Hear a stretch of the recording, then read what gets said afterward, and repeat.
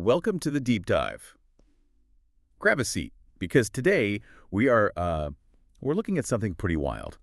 Imagine for a moment that you are scrolling through the grand, sweeping tapestry of the Renaissance. Right. You're passing by the towering names you already know, the monarchs, the legendary artists, the people with massive biographies, and you suddenly stumble onto a single, surprisingly sparse Wikipedia article. Oh, incredibly sparse. Yeah, it's about a man named Pierre Cadéac. He was a French composer, likely a singer, and we know he was active roughly between the years 1538 and 1558. And honestly, that is almost the entirety of his biographical footprint. Which makes this an incredibly compelling subject for us to explore today. I mean, our mission in this deep dive isn't just to recount dates because, well, we don't really have many dates to recount. Exactly. We are looking at a fascinating paradox. How does a composer, whose personal life is essentially a historical blank slate, manage to create what we can really only describe as a genuine 16th century viral hit? It's crazy. We're talking about a piece of music that completely outgrew its creator, swept across international borders, and took on a radically different life of its own. It is the ultimate story of the art, completely eclipsing the artist. You often hear about famous historical figures where historians have preserved just every minute detail. What they ate for breakfast. Right. What they ate, who their bitter rivals were, the exact street they lived on. And Cadéac is the absolute inverse of that. The details we actually have about his life are basically just a handful of very sparse historical breadcrumbs. Sparse is almost an understatement here. When we look at the historical record, he's like a ghost who just occasionally bumps into the furniture. That's a great way to put it. We know he was active in Gascony, which is a region in southwestern France, but his actual day-to-day existence, his personality, his struggles, all of that is largely a mystery to us. Okay, let's unpack this because the clues we do have are almost comical in how little they reveal. They really are. Let's start with clue number 1, which is his name. The name Cadéac strongly suggests he was originally from a small town literally called Cadéac. Right down near the Pyrenees Mountains. Exactly, in the southern part of Gascony. So that gives us a geographic origin, a starting point on the map, but absolutely nothing else. You are defined entirely by the town you maybe came from. And that leads us to the second clue, which is his first actual appearance on the historical radar. The earliest known date of his activity is 1538. 1538. Yeah, and we only know this because a publisher named Jacques Moderne printed some of his secular songs, his chansons, in the city of Lyon. Right, but even with that publication, we have absolutely no idea where Cadéac was actually living or working at the time. None. He just suddenly exists in print. He manifests out of thin air onto the page. To understand how significant that is, you have to remember what the publishing industry looked like in the late 1530s. It wasn't cheap. No, music printing was not a casual endeavor at all. It was an expensive, laborious, and relatively new process.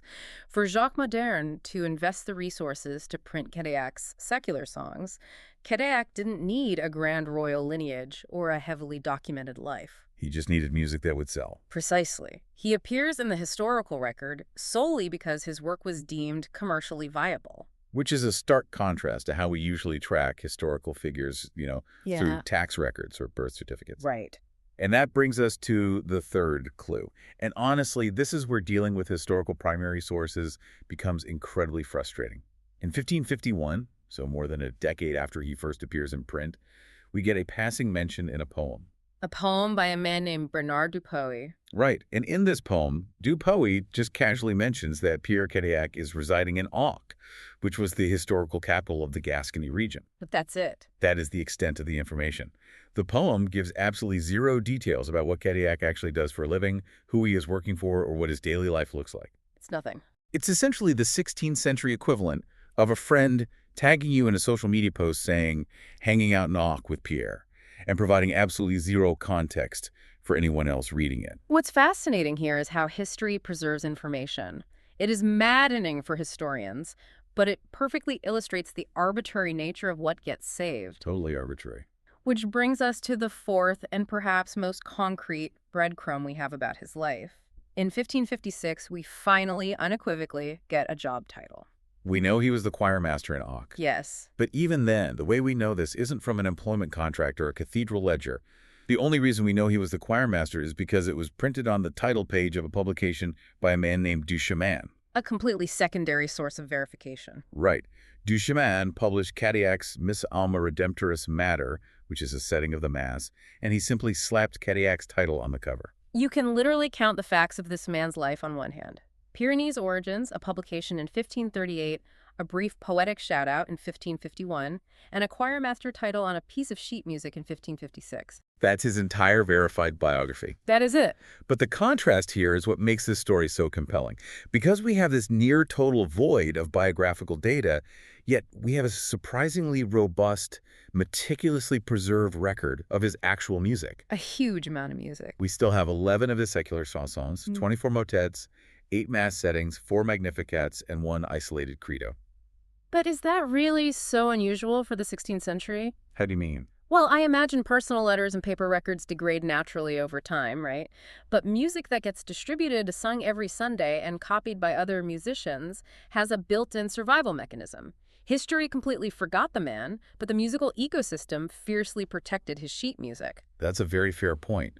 The utility of the music ensured its survival. And for you listening, it really begs the question.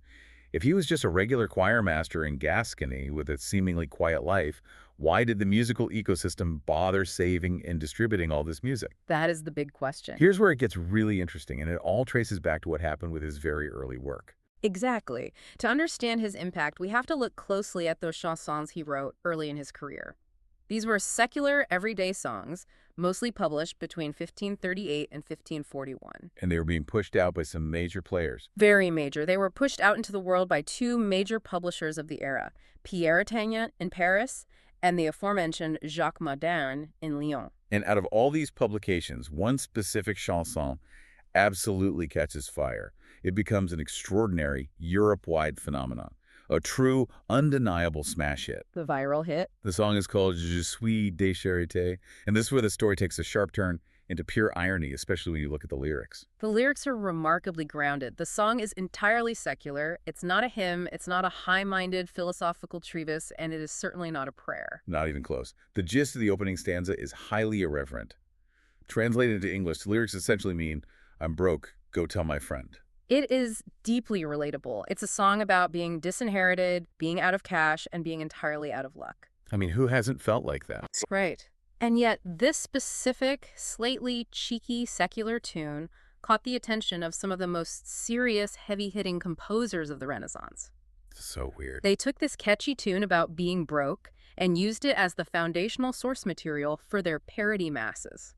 Now, for you listening, you have to understand that in the 16th century, a parody mass wasn't a joke or a satire, as the word parody might imply to us today. Definitely not a joke. It was the standard engine of Renaissance composition.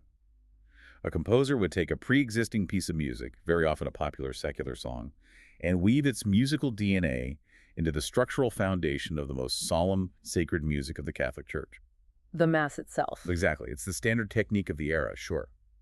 But what makes this specific instance so wild is the sheer contrast between the source material and the final product. The tonal shift is massive. Just imagine sitting in St. Peter's Basilica.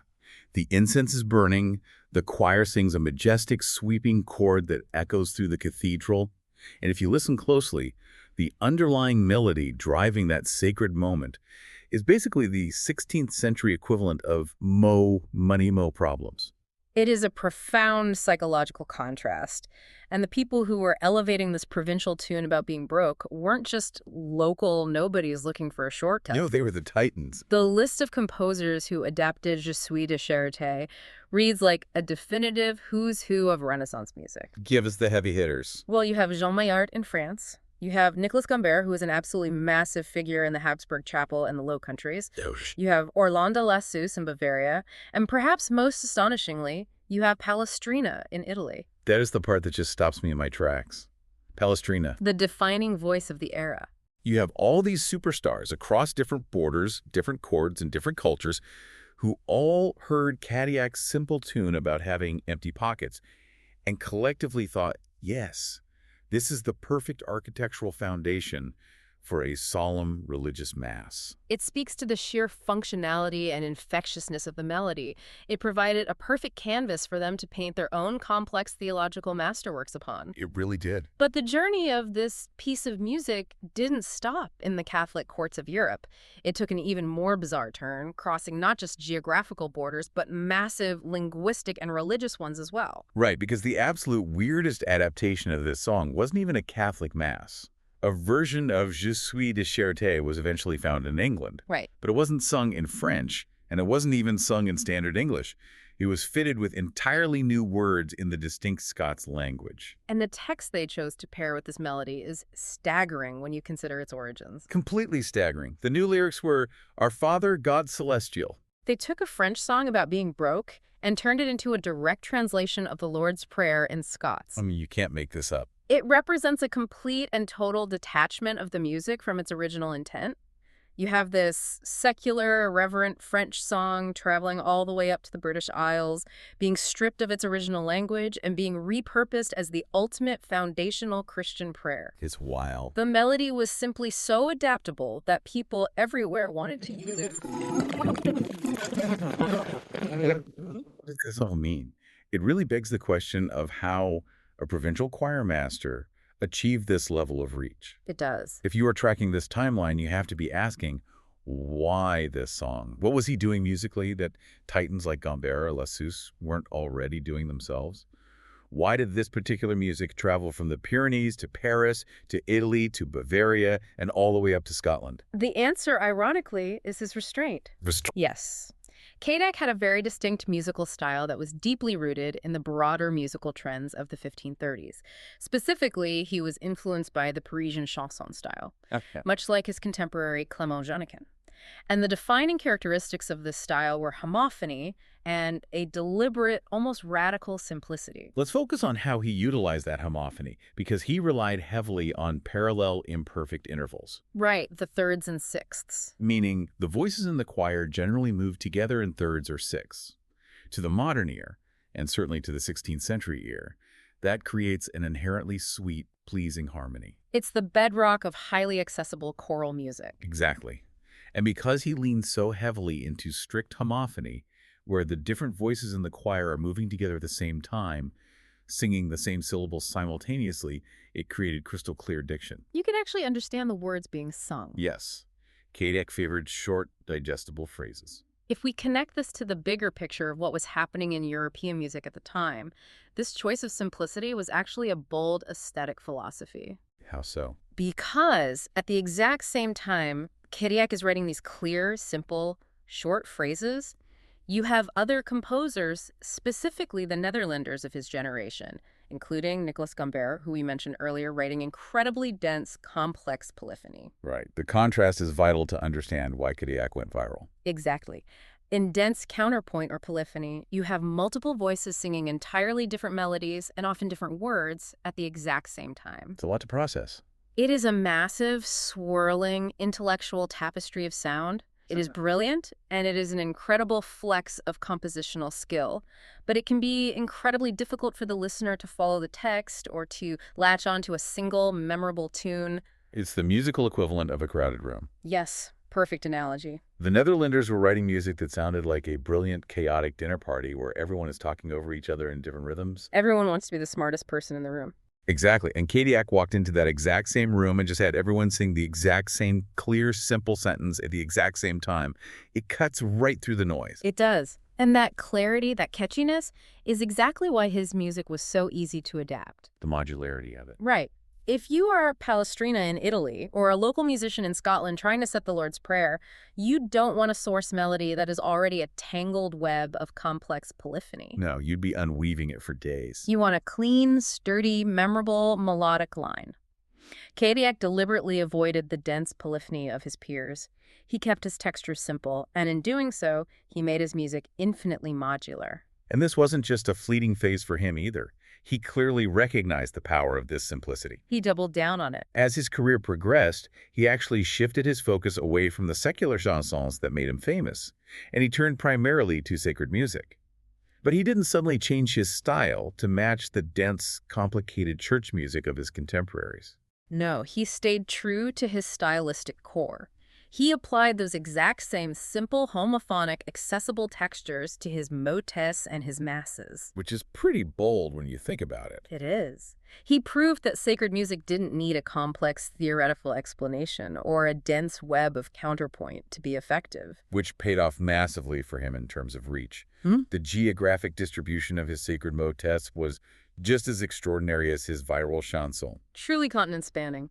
Copies of his motets have been found in manuscripts in places that are incredibly remote from his little home base in Gascony. We're talking about his music showing up in Madrid, in Strasbourg, in Nuremberg, in Venice, Which was a major musical hub. and even as far away as Krakow in Poland. It is a profound testament to the universal appeal of his style. A beautifully constructed, simple melody sounded just as moving in a grand cathedral in Poland as it did in a small parish in France. It just worked everywhere. It transcended regional musical tastes. And all of this momentum culminates in what we can look at as the grand finale of his career. Remember, we are talking about a guy whose verified life story is basically 4 bullet points. The man from the Pyrenees. Right.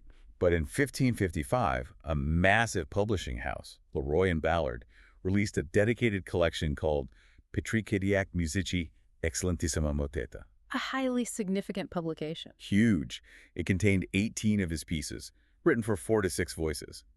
This was the biggest single print of his music during his entire lifetime. It's essentially the 16th century equivalent of dropping a massive, highly anticipated album that firmly cements your legacy, right before you completely disappear from the historical record. It truly is. And as we synthesize all these breadcrumbs and musical surviving documents, the ultimate takeaway for you listening to this is a powerful lesson about the nature of impact. Yeah, let's get into the takeaway. You don't always need complexity to make something that lasts.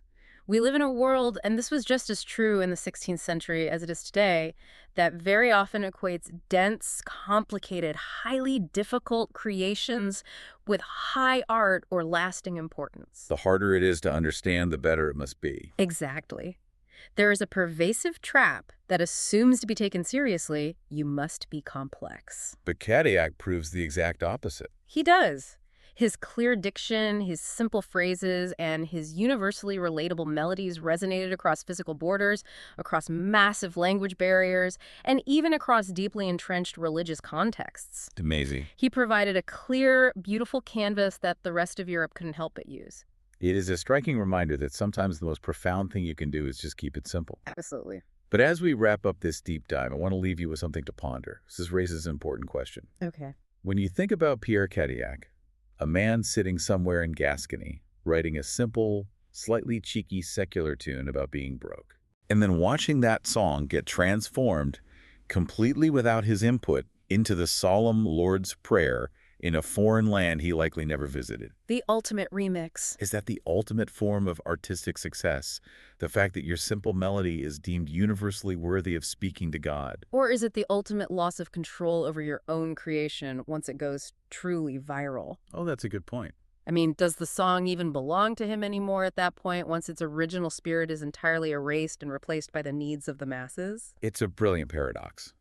Something to chew on the next time you hear a simple, catchy tune and wonder where its DNA might end up centuries from now. Makes you think. Thank you so much for joining us on this deep dive. It's been an absolute pleasure exploring this historical mystery with you. Thank you for listening. Keep questioning the history around you, and we will see you next time.